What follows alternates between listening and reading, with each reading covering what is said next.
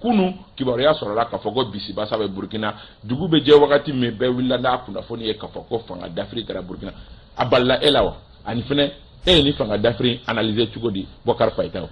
Bon Kawa i ka o ɲininkali diyara n ye. Bon en fait moi je n bɛ se k'a fɔ a ma balila mun na parce que je suis pas dans cette condamnation de principe de coup d'état parce que voilà ma jɛni coup d'état ye coup d'état ti bɛɛ jamana kɔnɔ démocratie fanga bɛ jamana min kɔnɔ k'a fɔ k'o kɔn tɛ ne tɛ o mɔgɔ ye parce que tout simplement moi j'ai dit coup d'état ti ban tant que mɔgɔ minnu bɛ kɛ jamanaw ɲɛma i nana cogo cogo ni ma a t'i kunna i tɛ ka baara kɛ n'a ye k'a fɔ n bɛ ka baara kɛ jamanadenw de n ye baarakɛden de n bi an ka jamanadenw de kama fɔlɔ olu ka nafa olu ka lafiya o de ye ne ka priorité ye n b'o de bila ɲɛfɛ o mana bɔ yen mɔgɔ wɔɔrɔ an bɛ jɛkulu ni fɛn wɔɔrɔ minnu kɔnɔ olu ka laɲini ni olu ka hakilina bila kɔfɛ bon an y'a ye k'a fɔ an ka farafinna jamanaw mun ye coup d'état caya fɛn wɛrɛ foyi tɛ o mɔgɔ bɛ k'u pan o min kunna o de ye coup d'état caya maintenant ka na Burkina ta situation na bon ne bɛ ninakili minɛ fɔlɔ parce que je sais pas parce que Damiba depuis a nana les gens n'ont rien compris mɔgɔ ne yɛrɛ fɔ fan caman na n ko a taabolo a ka démarche ne tɛ k'a faamuya n'i hakili jagabɔ bɛɛ kan n tɛ k'a faamuya e ma mun faamuya a ma min faamuya parce que coup d'état kɛra Europe la ni kumakan minnu ye k'a fɔ minɛn tɛ sɔrɔsiw bolo k'a fɔ c'est-à-dire que lakana baliya fanga bonyana sɔrɔsiw bɛ ka faga kanw bɛ ka attaquer dugu bɛ ka ci Burkina mais coup d'état nana kɛ ale yɛrɛ ye sɔrɔsi ye olu ko kelenw continue ka kɛ an bɛ a ye k'a fɔ hali Mali min ye a kɛrɛfɛ jamana ye ni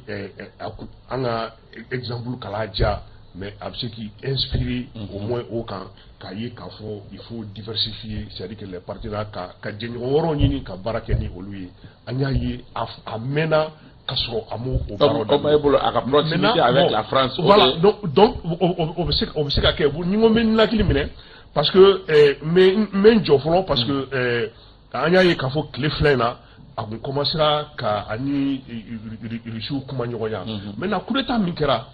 a dafirili min kɛra est-ce que minnu y'a dafiri u y'a dafiri k'a fɔ ko a banna ka baara kɛ ni Rusiw de ni u ye c'est-à-dire an kana fɔ Rusiw an ka fɔ a banna ka c'est-à-dire ka partenaire wɛrɛw ɲini est-ce que u y'a dafiri o de kama ou bien sɔmikɛla ma k'a fɔ ko a bɛna jɛɲɔgɔn wɛrɛw ɲini ka baara kɛ n'o ye ni a dafirila parce que c'est ça aussi le problème parce que an kɔni y'a dɔn dafiri ko parce que k'a fana tun bɛ fɛ anw bɛ siran min kan voilà donc maintenant o de la donc an bɛ parce que a fana bɔra anw fɛ yen kɔsani voilà an bɛ parce que a image yɛrɛ bɛ a jaw bɛ yen k'a fɔ a ye c'est-à-dire que kumaɲɔgɔnyaw kɛ ni Rusiw ni fɛn o jaw bɛ yen maintenant est-ce que a y'o kumaɲɔgɔnya min daminɛ sisan est-ce que a dafiri o de kama alors que n'an seginna dɔgɔkun damadama dɔrɔn ale de tun ye bon exemple ye cette transition saba in bɛɛ la hali ni ye an balo ka interview jateminɛ an balo ko avec le Burkina il n'y a aucun problème parce que Burkina sɔnn'olu ka fɛn bɛɛ ma même hali ONU na a taara a ye déclaration ni fɛn o kɛra o dɔgɔkun kelen yɛrɛ ye bi ye donc maintenant entre temps qu'est-ce qui s'est passé donc n'o o y'a sɔrɔ peut-être c'est-à-dire que u ye ɲɛ dɔ de y'a kun k'a fɔ tiɲɛ na a ti fɛ ka taa ni fɛn ye an bɛ se k'a fɔ bon maintenant hali mɔgɔ minnu nana n'olu fana ko k'u b'a kɛ ale ta ɲɔgɔnna ye ko wɛrɛ bɛ bɔ a la mais n'o o y'a sɔrɔ k'a fɔ olu bɛ fɛ c'est-à-dire que a tun bɛ fɛ ka jɛɲɔgɔnya kura minnu daminɛ ko c'est-à-dire que o balitɔla don an b'a fɔ o fana k'u sigi dɔ fana bɛ n'u senkɔrɔma cɛ. Sinon an b'a dɔn k'a fɔ ko jalaki min fana bɛ mɔgɔ ninnu da o ye k'a fɔ olu ka jateminɛ la ko a ye kiiri yɛrɛ fana ni landɔgɔ ko ka taa Blaise ta ka na o jalakiw bɛ a balila e la Damiba ka binni cogoya la tan kalo 8 ani tile damadɔni. Bon Damiba ka ni binni a ma bali ne la parce que ni Burkina situation mɔgɔ min bɛ Burkina situation lajɛ que ça soit côté société civile ou côté force de l'ordre i b'a ye k'a fɔ ko situation kun ka gɛlɛn parce que situation min ye Roch Lata o situation kelen de kun seginna ka na Burkinakaw bolo parce que la dernière goutte d'eau qui a fait déborder le vase c'est l'attaque il y a une semaine de Gaskindé donc oui Djibo Marala donc i b'a ye convoi baden de jɛnina mɔgɔ sɔrɔsi 50 ɲɔgɔnna de sara ani civil baden de tun na donc o de Burkina bɛɛ yɛrɛ dimi hali kunu yɛrɛ an kɔrɔ waati min na nin ko bɛ ka kɛ Bobo Dioulasso yɛrɛ u kun bɛ manifestation kɛ ka président ka taa Bobo Dioulasso yanni Surasiw yɛrɛ ka fanga ta o y'a sɔrɔ sɔgɔmada in na Surasiw y'u ka mouvement d'humeur daminɛ Bobo Dioulasso yɛrɛ déjà u ye manifestation daminɛ ko u mɔgɔ tɛ Damiba la ko Damiba ka ta ka bɔ u da la parce que Damiba yɛrɛ depuis que a nana a bɛ ka discours yɛrɛ min kɛ a ka discours que ce soit sur le terrain que ce soit sur les plateaux a ka discours bɛɛ a tɛ ka Burkinabéw la nimisi wasa a ka kumaw tɛ ka don mɔgɔ voilà a b'a fɔ a ka kuma bɛɛ u bɛ ka jalaki a ka kumaw yɛrɛ la donc e ka kɛwale e ko président Roch ye incapable ye a tɛ se ka insécurité kɛlɛ e nana depuis que e nana attaque bɛ ka succéder mais quand même faut reconnaître quand même que attaque bɛ kɛ yɔrɔ o yɔrɔ a bɛ taa ye a kɔni bɛ t'i sen jɔ a kɔni bɛ taa i sen jɔ o la dɛ attaque bɛ kɛ yɔrɔ o yɔrɔ dugusɛjɛ bɛɛ a bɛ avion ta a bɛ taa jigin yɔrɔ la a bɛ a ka mɔgɔw kɔnɔ mais o kɔrɔ ye ko ŋaniya ɲuman tun b'a la ŋaniya ɲuman tun b'a la mais comme Pɛntaw ye kuma caman fɔ yan nɔ bisa dernière évolution est-ce que du fait que samedi dernier a y'a fɔ cogo min na a taalen ONU na discours bannen kɔfɛ ani délégation russe ɲɔgɔn ye u kumana ɲɔgɔn fɛ est-ce que o de situation bɛɛ évolué wa est-ce que du fait que a ko non mɔgɔ wɛrɛ tɛna Burkina bɔ bolo la ni Burkinabéw tɛ est-ce que o tɛ wa parce que ale y'o fana fɔ ko a mɔgɔ bɛ ka fɔ Russes ou Chinois ko non ale mɔgɔ t'o si la ale bolo Burkinabéw de bɛ Burkinabéw bolo la donc Burkinabéw mais ale ye kalo 8 ale ma duma fɛrɛ foyi da min b'o ɲɛ yira exactement parce que an bɛ Afrique fana kɔnɔna na coup d'état caman bɛ kɛ ka sɔrɔ préparation ma kɛ mɔgɔw bɛ na ni coup d'état ye e bɛ taa sɔrɔ u ka intention dɔrɔn ye ou bien u ka mécontentement yira fɛn dɔrɔn marifa b'u bolo u bɛ se ka président d'Afrique u bɛ na o dɔrɔn de kama n'o tɛ parce que jamana tɛ mara o sen kan jamana bɛ mara i bɛ préparation de kɛ i bɛ contour bɛɛ de lajɛ ka dɔn ko jamana mɔgɔ bɛ jumɛn na an mɔgɔ bɛ jumɛn na c'est en fonction de ça i bɛ coup d'état kɛ mais ni coup d'état bɛ kɛ parce que marifa bɛ n bolo n'i nana o fanga na o cogo la e nana cogo min na e yɛrɛ ma préparer voilà i bɛ taa cogo kelen Jawara bon d'abord ani ye jateminɛ jumɛn ka d'abord a ma baroni la parce que ni d'abord je condamne voilà ne b'a condamner voilà ne b'a condamner parce que jamana tɛ se ka to tan ka to ka raccourci kɛ dɔrɔn fanga bɛ n bolo n bɛna dɔrɔn n b'a ta ka tɛmɛ bon n ka balimakɛ y'a fɔ parce que a ma labɛn o n'a ma labɛn ni ninnu nana c'est la même chose non a fɛn fɛn bɛ kɛ i bɛ taa sɔrɔ u bɛ profiter situation dɔ fɛ dɔrɔn paf marifa bɛ n bolo n bɛ fanga ta o tɛ solution ye ko la o en réalité an ka kuma in tiɲɛ fɔ n'i y'u ka déclaration lamɛn c'est vrai Damiba ye waleya dɔw kɛ olu ma bɛn Blaise condamné a ye yamana di Blaise kan na ka na jamana yɛrɛ kunkanko kuma dɔw ɲɛfɔ o kɛra fɛn ye hali kiiri tigilamɔgɔw y'u ka dusumakasa yira a la a bɛ komi a ye kiiri buruja d'un côté bon o sen fɛ bɛɛ n'i ka dimi don Thomas Sankara ka mɔgɔw bɛ yen olu sigilen bɛ kapiri waati jan bɛɛ tun sigilen bɛ ka kiiri nin ma kɔnɔ kiiri jaabi mana bɔ k'a fɔ ko karisa kɔnɛ na ne tilala k'i jɔ ni kiiri cɛ o ye gɛlɛyaba ye mais ne bɛ fɛ ka min fɔ dɔrɔn nin fɛn min filɛ nin ye an k'an ka bɔ nin kɔnɔ bi ninnu bɛ ka fɛn o fɛn reprocher kununko ye min reprocher Roch la Roch k'i seko kɛ dɛ Roch ye minɛn caman san fɔlɔ k'a di sɔrɔsiw ma mais problème ye mun ye an bɛ guerre min kɔnɔ bi c'est une guerre asymétrique k'a fɔ ko ninnu de nana k'o tɛ nin ko in bali o tɛ tiɲɛ ye dɛ an bɛ to nin de la dɔwɛrɛ fana b'a jate minɛ k'a fɔ ko ninnu tɛ ka se ka ko kɛ a kɛcogo la o fana bɛ marifa ta ka na ko Damiba tun bɛ fɛ ka fanga kɔrɔ dɔ ko ka na o cogo mɔgɔw kunna bon o bɛ se ka kɛ olu ka kuma ye kɛ mais ne kɔni b'a dɔn jamana mara tɛ butiginin feere ye jamana mara an bɛ butigitigiw fɔ k'u an bɛ hakɛto u bɛ baara belebeleba la mais jamana mara taabolo de b'a la a kɛra cogo o cogo défense bɛ sɔrɔ i ka mara taabolo la mais n'o défense sɔrɔla kuma o kuma k'a fɔ ko marifa de bɛ ta ka o fanga gɛn ka bɔ yen nɔ ne bolo Afrique bɛ mɛn munumunu salo la yanni an ka ɲɔgɔn faamuya fanga ko taabolo la o ye kelen filanan jamana kɔnɔdenw k'a faamuya parce que coup d'état bɛ kɛ yɔrɔ o yɔrɔ la jamana kɔnɔdenw ka hakilina bɛ ta en compte n'a ma bɛn peuple ma peuple tɛ se ka a sigi k'a lajɛ cogoya si la peuple de kan ka ko in na est ce que an bɛna to nin ko in kɔnɔna na wa ɲininkali bɛ yen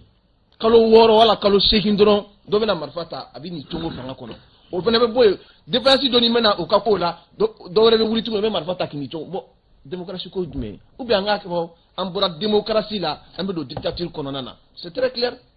On a donné Jengli comme non, on a quitté Nebolo. On est solution en bio. Sori Ibrahim Diallo. Bon. Je crois que. Aballa Elawa. Ama Balnela. Kaba, merci beaucoup. Ama Balnela ne peut se l'embenailler. Pour beaucoup de raisons. Maintenant, et d'ailleurs, moi, je suis partant pour le coup d'État. Non, Kaba, lorsque ça ne va pas, il faut faire recours aux armes. Redresser, rectifier. Je crois qu'aujourd'hui. Comment on va s'en sortir? Non, on va s'en sortir. Le Mali, c'est un exemple patent. N'allez pas loin, Kaba. On a ta Bimi coup d'état me kran en fait depuis rectification kera kana blabila le Mali est sur les rails menale kaba mbenali ama banela ka sababu ke fendema do wi jamana ni ima clé jamana kono dew olu nya joro fanga tigila mako de fanga be mako bolo démocratie la o e galon de ça munu be marfa be munu bolo de ta tien ul de bena ka tien banque aujourd'hui coup d'état ima banela ka sababu ke fendema do wi d'abord nye français kani damiba de félicité nye CEDEAO e kani damiba de félicité aynesa parce que to be président fait féliciter Frapina ça veut dire que kelembe ki ka dimara kono dum jafa le cas malien on a vu Badaou quand il était au pouvoir Macron a fait ce qu'il a vu ce qui a été fait au Mali en 8 mois pendant des années à Madrikake mais on a pas mis na Bemaïwa ni mbeka ke Badaou fait. Ça a été dit ici, Béaï. Otemane ko kaboué, Francis de Damiba félicité, Sidéo ka félicité, depuis yene Congo Djafa Bekula. Quel est Flana du Mekaba? Moi, mon yere kera sababoué kanani Damiba et Fangala. Damiba Clara Koulou Djafa, au Tefle, Samana Mie, Kewole Mintrani Kabouré, ou Kewole Clé, Anyambe Odela Odebeka Sanso, Kabani Sorasi Nana Fangala. Le premier résultat attendu par tout le monde, c'est la sécurité. Le renforcement de la sécurité. Il trace qu'à fouiller, mais au moins il n'en a mis qu'à il est sorti de il ben mindo ou il la canadi. Dimona kono deon kan kaye mami nana ankurani wakati la. Tiato ko Mahamadou lakana bekana. Mais anyemi aleka klela kabore ap me fangala wakati mina. Population beka gilea mi lakana bunda kunka. Aleka klela o gilea kele en tant que militaire do de beka fra oka. Donc et puis de tout ça, nous kera sababouye au lieu de aoul de Janfa, c'est pourquoi ako ko netae koe et de bika komara sans oublier que do de kodi ema. Le capitaine Ibé Traoré aujourd'hui avec commis la coffre avec commis chromatique. O de adeke au mutinerie mi ale sigi fangala Ibé apme Ibé ne bulu. Kaba kapme bla paketo. Ce coup d'État, cette fois-ci, a été très bien préparé. C'est le contraire que non. Pourquoi c'était très bien préparé? Ces jeunes militaires se sont inspirés de toutes les erreurs du cas de la Guinée, du Mali et de la transition même au Burkina. Constitution, Chartiou, institution, Ouyabeti, c'est la case de départ. Donc, le fait que Oulu Touré, au Mali, en Guinée, et la charte même qui constituait un problème, où il y a Begouli Kaboui, qui a frontière d'Atoum, de 21h à 5h du matin, et toutes les actions des partis politiques et de la société civile suspendues. Donc, ça vous dit tout simplement, ni coup d'état à Maké qu'on fait, c'était très bien préparé. Moi, mon nana, ni tout que de tako follow refene. Et voilà. Rectification, il n'a pas entendu de Kalewa. Ou bien il y a Burkina Tin, toi là, tu connais. Bon, est-ce que la rectification est sinon on t'a fait rectifier. Bon, non, mais c'est du Ubuntu où il y a un Choroma, et Aïda Soriko, pendant qu'on féliciter la COP, pendant qu'on a Magroma et mon mère. Oui, Magroma Bazo. Oui, l'argument, mais c'est-à-dire que Assimi a tout le temps été là. C'est-à-dire que Bandauka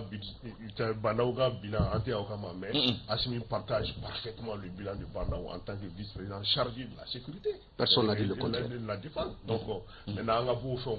la rectification ou Kafanga dit Chorobama ou Sagosela ou Yaminala, Kachoro Black Refe.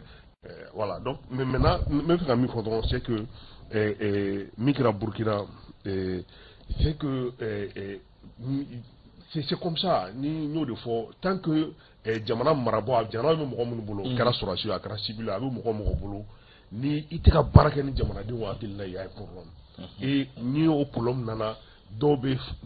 fanga dafiri ŋaniya da c'est-à-dire que je suis pas d'accord avec Jawara parce que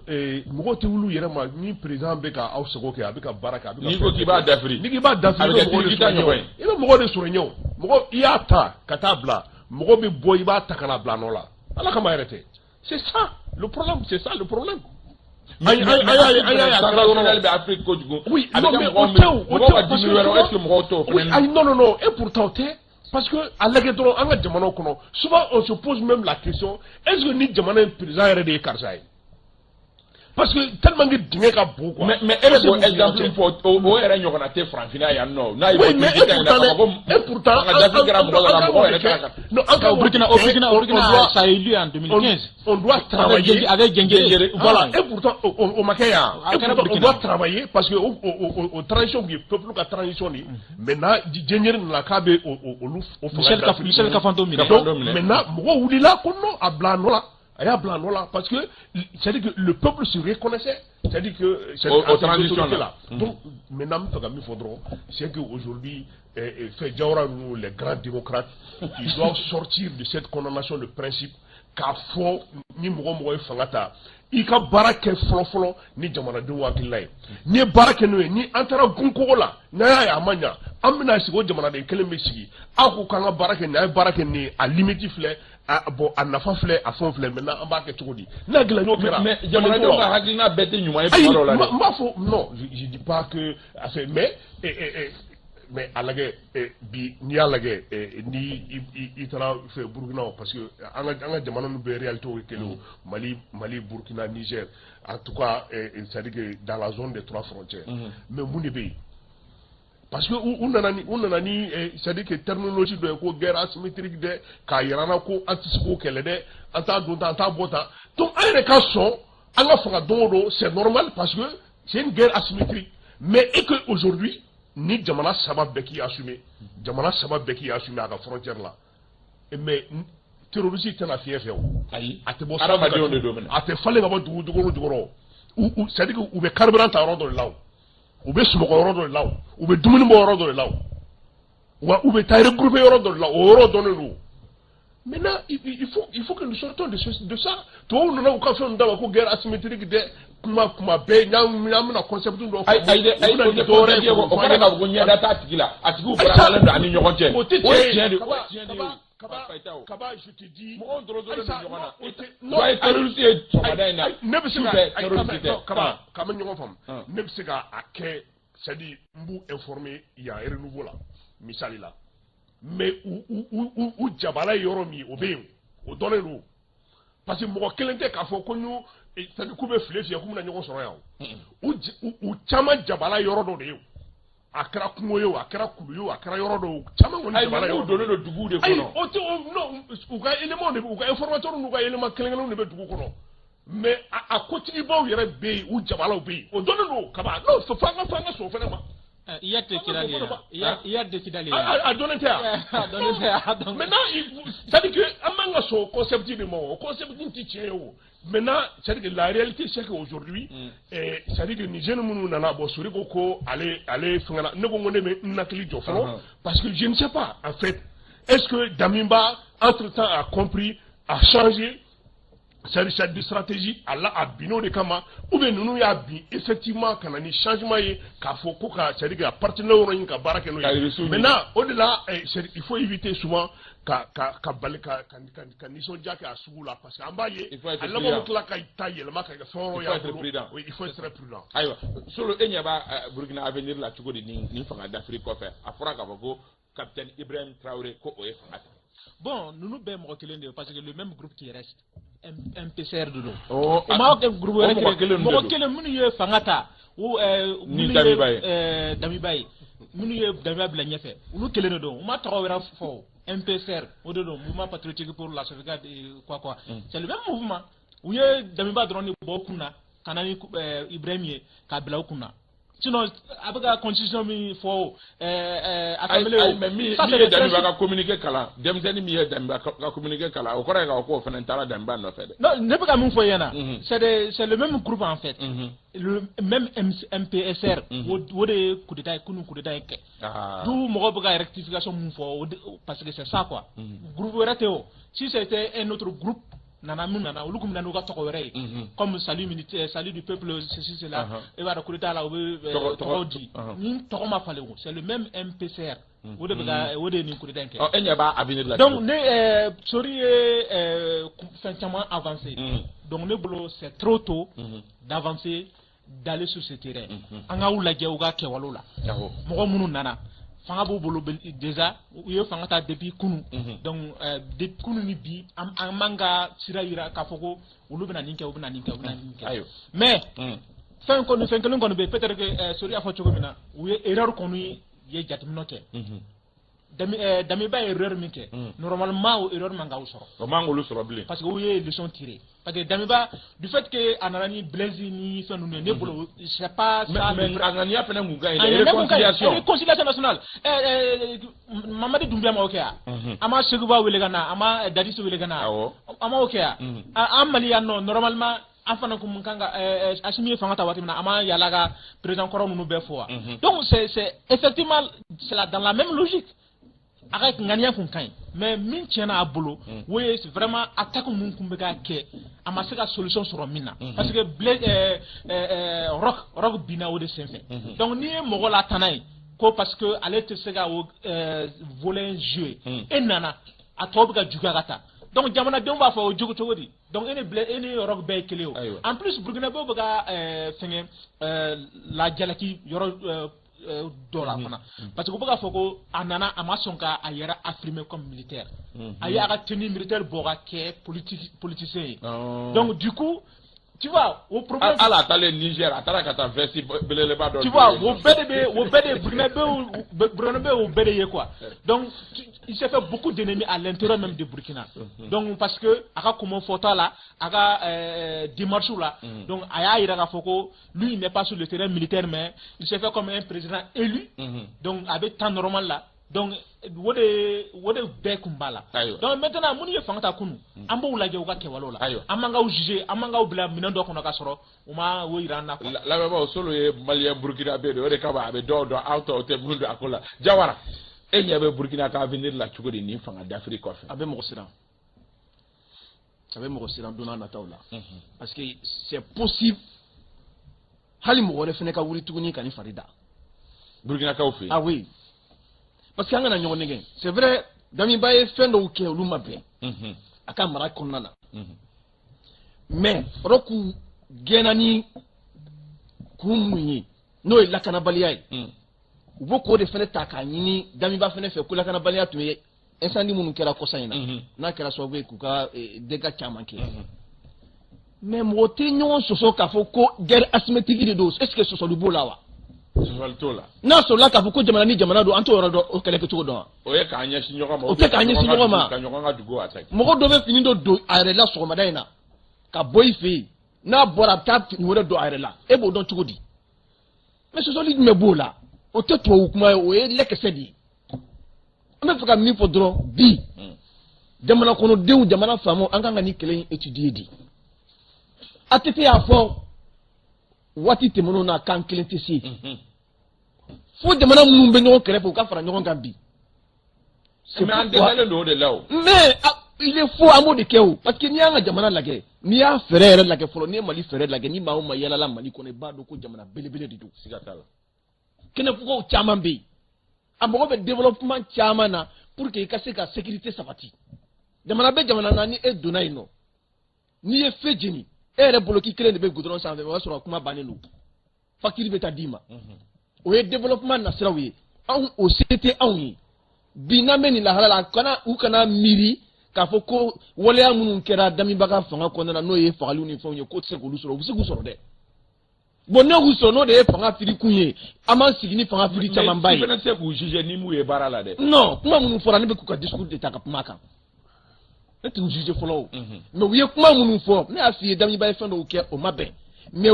Burkina yɛrɛ coup d'état ninnu n'i y'a fara ɲɔgɔn kan a bɛɛ ye lakanabaliya ko kumaw di fagali minnu bɛ ka kɛ militaires la fagali minnu bɛ ka kɛ jamana kɔnɔdenw na wulikajɔ bɛ ka kɛ olu kosɔn bi bɛɛ dun b'a dɔn kɛlɛ in bɛ ka taa kiɲɛ min na ni a ye fanga fili o de kama i sigi n'a ye sinikɛnɛ wala don n'a nataw la mɔgɔ wɛrɛ fana bɛ se ka marifa ta tuguni dɛ ayiwa ala k'an kisi o ma Sori Ibrahim Diallo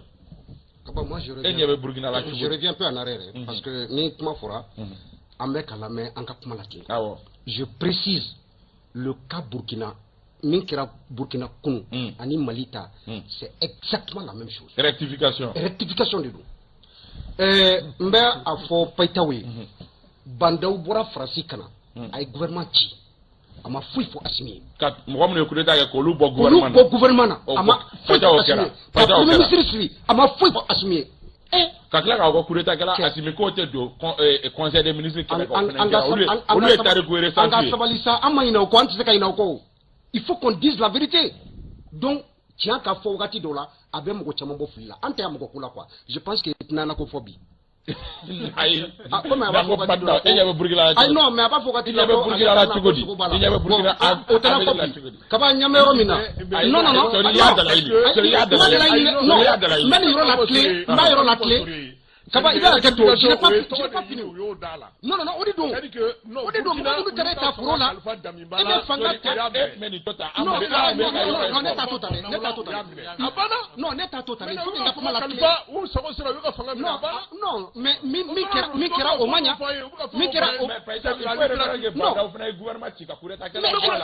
bɛ se ka ɲa cogo di président tɛ wa ou bien président de tɛ ni président y'o fɔ ye kɛ mais est-ce que coup d'état kɛlaw kan ka bɔ coup d'état fanga kɔnɔna la gouvernement cilen aujourd'hui Assimi tɛ se k'a fɔ a ye ko gouvernement bandan gouvernement ci ka taa kala bon et ça moi je continue mais cette partie là il fallait que j'apporte des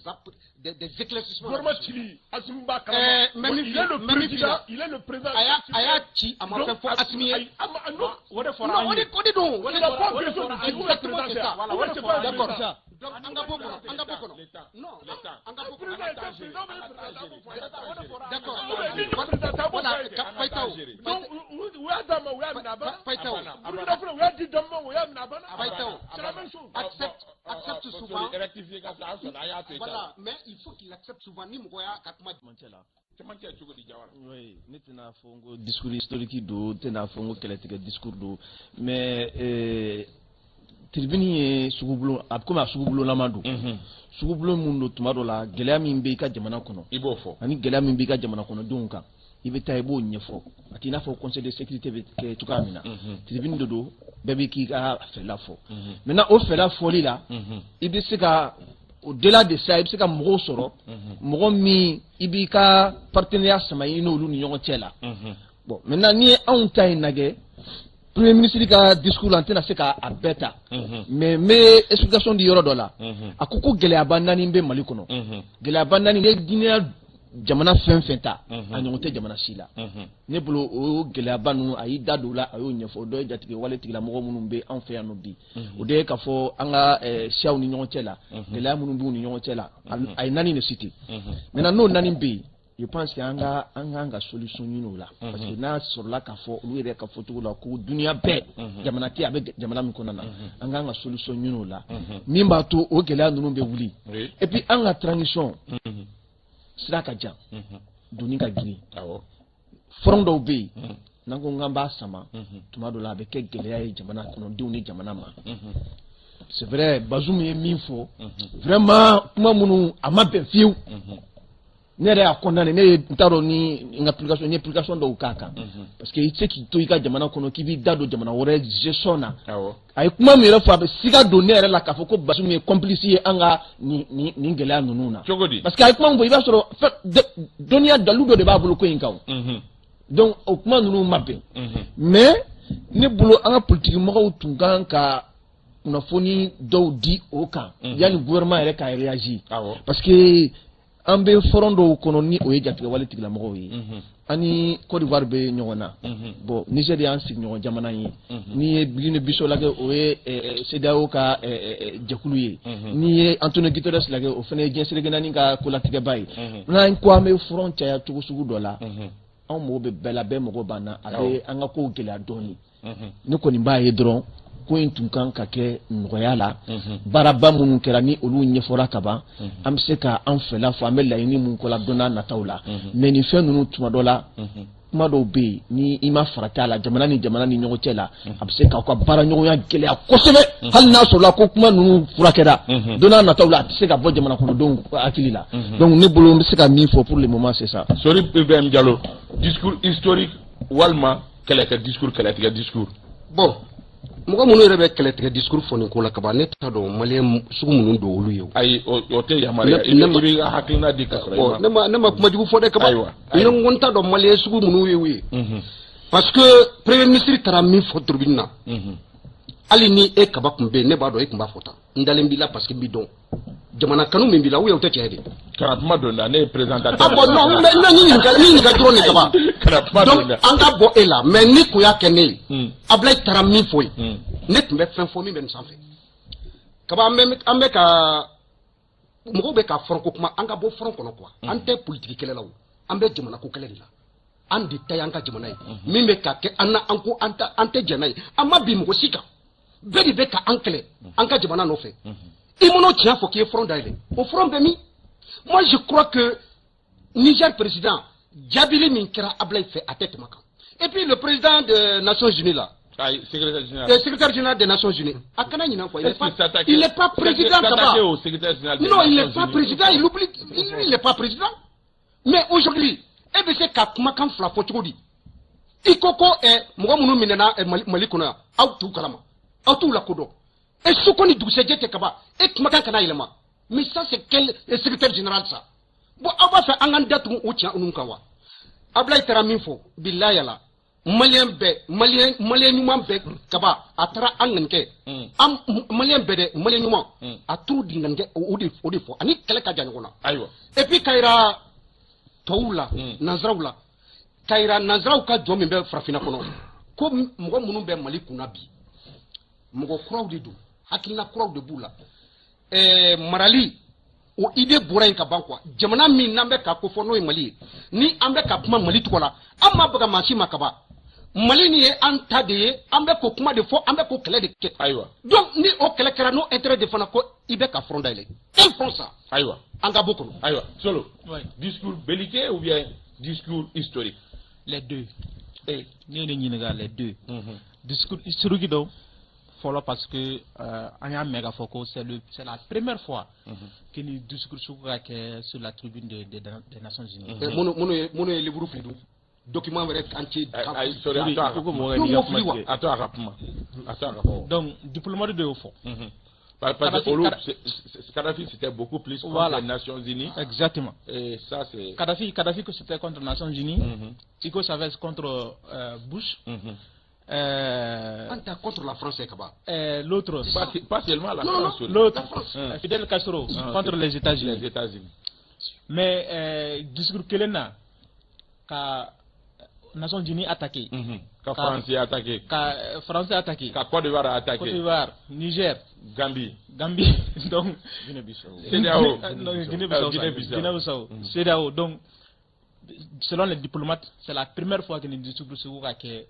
Nations Unies. Donc, c'est historique. Ça, c'est historique. Belliqueux, parce que Sori Bega Kumomu fo, et Sori de, et c'est Kumomu fo. Mais Nambe Jamana, Nambe Jamana niveau dollar. Je fais un dobé. Am saka fo souterrain na gasoro, amake ni nyona quoi. Parce que Jamana responsabilité. Ce n'est pas comme Ambe Kumomu fo Geranna. Ambe Amsaka Geranna, Amsaka Kumofo, Amsaka Amba fo tissu ne telega fo Mamadou Bazoum ye te Nigérien ou. Oui, un Geran kono kumode, oui, un Malien de kumode. Mais est-ce que pour autant un responsable de pays allait kanga Kumofo?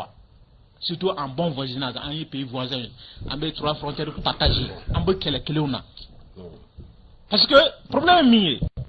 encore un premier ministre a discours premier ministre par intérim a discours là que Nigérian est mort quand Nigérian tanou follow quand président gauche c'est comme et bega foko moko mumbega malien tanou ka asimi gauche ou bega malien gauche mais ni moko ye Nigérian tanou ka Niger président gauche et bega foko non ama Nigérian gauche mais ay président de gauche Mais en fait, ni président Gouchira, ou ni premier ministre Gouchira, un malin va lui faire non, un malin de Gouchira. Mais t'as fait, nous président Gouchira, non, Jamana Doma touché le président de Gouchira. Kagabe Bazoum ne va pas de Niger. Ah, on va faire quelque chose. On va faire quelque chose. Niger, donc, Niger, on a élu, ou lutter, ou il y a Bazoum Kono, Bazoum Lawa. Donc, même où il y a élu, c'est ça le problème sorti. Pour demander son départ. C'est ça le problème. Aujourd'hui, la majorité fracassante. Voilà. Pour le cas des Nations Unies, c'est vrai où il y a tout faux, où il y a tchafo. Mais, Kafoko a rappelé à l'autre, Kafoko a été président, mais il a été élu quand même, secrétaire général. Nations Unies, le secrétaire général est élu. Donc, Bissau-Guinéen, Nebolo, parce que la question, le président de la CEDEAO en exercice, Ambalo, comme la question relève directement des Nations Unies, voilà comment il y a une référence qui est voilà, comme Nations Unies, parce que la question relève des Nations Unies. Parce que Mali, Nations Unies, ni Côte d'Ivoire, parce que le Mali aussi, il y a une question sur la Nimbema, parce que les Nations Unies de follow, sinon, depuis le départ, les Nations Unies, Moro, Antonio Guterres, Kelen, Nako, Anga Moro, effectivement, au Boga, Anga Banner Kama, question de ce niveau. Donc, il était dans son droit de rappeler, de faire le lien entre la sortie du secrétaire général des Nations Unies et Alega Koumoy, à Kanga lien qui est là. Donc, du coup, discours, Bilike Bala, historique. Bon, discours, bon, ne compte pas pour Bilike, parce que tout simplement, Premier ministre Jamana Mounouye Sirama à Sirul Lema. Bon, tout compte fait, ni la menace qu'on a, et bah, nous sirama à Sirol de c'est tout. C'est-à-dire que ni Bazoum Djatemne, Bazoum est parti jusqu'à dire que Menakamna occupé. Mais ça c'est c'est trop de la part des chefs d'État. Et voilà. Et il est parti, Boubé Inch'Allah, il est parti jusqu'à dire que c'est un assassinat politique. C'est grave. C'est extrêmement grave. Bon, maintenant, ni. C'est-à-dire que. Attends, Ambalo, bon, fait sous le co, allez, manga, c'est-à-dire quand on prend le principe de solidarité, et Nations Unies, quand il est basé, CEDEAO, un peu cool de confronter au CEDEAO. Et de la voilà, CEDEAO de Baka a dit. Nicolas, est-ce que mercenaires, est-ce que c'est pas des mercenaires? Ni CEDEAO ka conclusion qui est comme mercenaires ou Union africaine me barakeni odi, Nations Unies me barakeni odi. C'est le mal que Nations Unies ka chidi ministre et quoi ministre. Non, ministre est jabi ke ka bon. Ministre est jabi ke ka bon. Parce qu'il faut pas en gagner encore. Mais mouna emballement au rappeler. Mouna bo rappeler. Parce que justement, c'est là le problème. Parce que, ni comment t'as sanglement qui est et puis, allez, président en exercice de la CEDEAO, ni etara y référer, Nations Unies, secrétaire général, mais, et pourtant, ça dit que, ministre est notre technique, qu'à position définie. Au fait, ça aussi, c'est la ministre est sous le secrétaire général des Nations Unies. Tout qu'on fait. C'est la ministre qui est sur le terrain aussi. Le secrétaire général, comment là-bas, voilà, il y a tout le temps. Allez, élément du médi. Il n'a pas donné d'éléments qui prouve qu'effectivement. C'est lors d'une interview avec RFI. Et ça dit que, mais c'est qui trouve que c'est belliqueux, c'est leur opinion. Hageto, c'est que le premier ministre, quand on a administration de Barak et de la foyer, quand notre technique quand on veut ou bien, maintenant, je ne vois pas de problème. Maintenant, Jamano mi dado Maliko Kumala, Jamano ma Andoya, Jamano ka Fermanciama, Amasoluma, donc moi je ne vois pas de belliqueux. Maintenant, alors que ni Gelambe Jamana la Nations Unies au déo, Dieu Jamana bébé, Gelambe Abta Abo au Gela de foyer. Maintenant, peut-être que nous, on a sur la politique, et nous, baby, quand vous discours belliqueux, discours dont d'abord, c'est leur opinion. Il a vraiment Jamana et constitution ko BBC qui a dit qu'à maintenant, le problème c'est que n'y a bi mo ka fin fuma, n'y a bi mo ka do fuma, parce que olu kununa retard de là. olu ma kunu jona de o parce que wakati mina Bazoum be k'a fɔ ko Menaka bɛna occuper wakati mina Bazoum be k'a fɔ ko Menaka bɛna occuper bon o wakati de olu kun kan ka Bazoum jaabi k'a fɔ e bɛ fɛ ka jamana min mara o jamana bɛ ka lagosi o jamana bɛ ka fɛn bɛɛ bɛ ka fɔ o jamana ma e ma fɛn fɔ la e ma pigini fɔ la e ma foyi fɔ la maintenant ni olu banna ka kuma la classe politique malienne dans son ensemble personne n'a parlé à part quelques allez France des pro-transition. Mais tout qu'on fait, c'est des politiques, c'est des partis politiques. Mais tout qu'on fait, c'est des partis politiques. Mais quand même, nous voilà. Mais nous nous mettons phobie, c'est des discours belliqueux. Mais nous rien dit. Maintenant, et pourtant, nous aucun sur le Jamana de Mara. Au Jamana me quand on va la gauche, fait même qu'à Foma et Makma. Menaka n'a occupé Kuma Djouba de nous. Au Coran, nous nous Menaka occupé Basé Mouno le Benyawan Kalama. Mais comment corridor oui mais c'est ça à corridor yo mais angala sera fmo mais service à la seigneur fana ba bolo de le chef de non corridor yo kala yo corridor chef d'état bo kala mais c'est chef d'état tango fo antenne ga voilà mais non c'est ça le problème mais tiero yeni nasro ko tiena Mali ni Niger ka je wa be ko na ale ka service décret ya ira la ka fo ko Menaka bina occupé mo bale ira ka téléphone ta ka asimi wele ani ni be sera o le lanko ngo jawra ka guerre asymétrique ni ye kuma woro de quoi c'est-à-dire que c'est des idéologies nyanga mina kono o sigi woro donu o daga woro donu mais nam o jangon fene dore do abe donu mais nam so abi fodoro c'est que discours belliqueux n'était belliqueux là minu kan ka jaabi awlu de jaabi maintenant kana France la aye mi fo aye plainte de ke France kan bon am se ka foti mais faut bi dama do akuma mais pourtant CEDEAO bien et pourtant Union africaine bien olu bɛɛ bɛ mɔgɔ si min da don a la mɔgɔ ma ɲininka fɛnɛ mɔgɔ si ma ɲininka min kɛra mais et pourtant est ce que a tɛ mɔgɔ jugu yɛrɛ la maintenant ni c'est à dire que mɔgɔ c'est à dire que kungo fɔ ɲɔgɔn ni